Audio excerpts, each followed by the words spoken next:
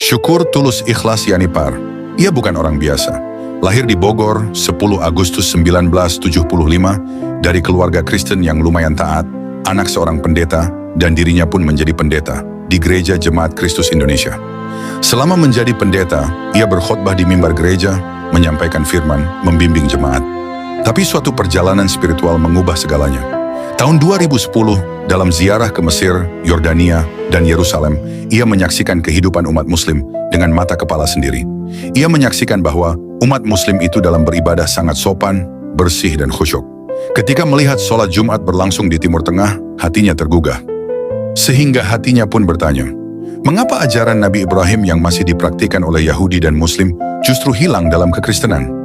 Pertanyaan itu membekas. Ia terus mencari, membandingkan, dan kemudian ia renungkan.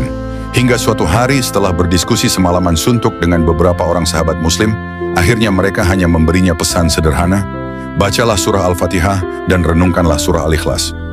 Ia pun membaca dua surah tersebut. Ia hanya bisa terdiam lalu menangis.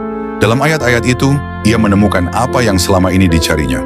Tauhid, keesaan Tuhan yang mutlak, tanpa sekutu, tanpa kebingungan. Ia merasa dipanggil, tapi tetap ragu. Ia gelisah berhari-hari, tak bisa tidur, tak bisa tenang. Beberapa waktu kemudian, ia diminta sahabatnya tersebut untuk bersahadat di sebuah masjid di Bogor, dan ia segera melaksanakannya. Tapi pada hari itu, tidak ada jadwal untuk ustadz tersebut. Namun keajaiban terjadi.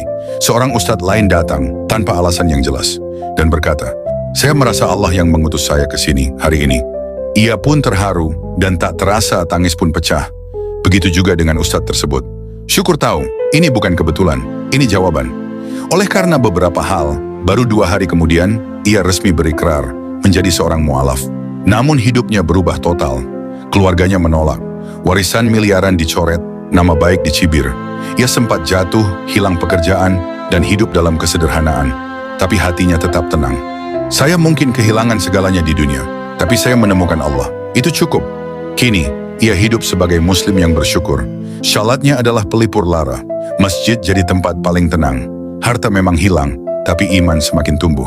Dan ia punya satu pesan. Jangan takut mencari kebenaran. Jangan takut kehilangan dunia demi menemukan surga. Masya Allah.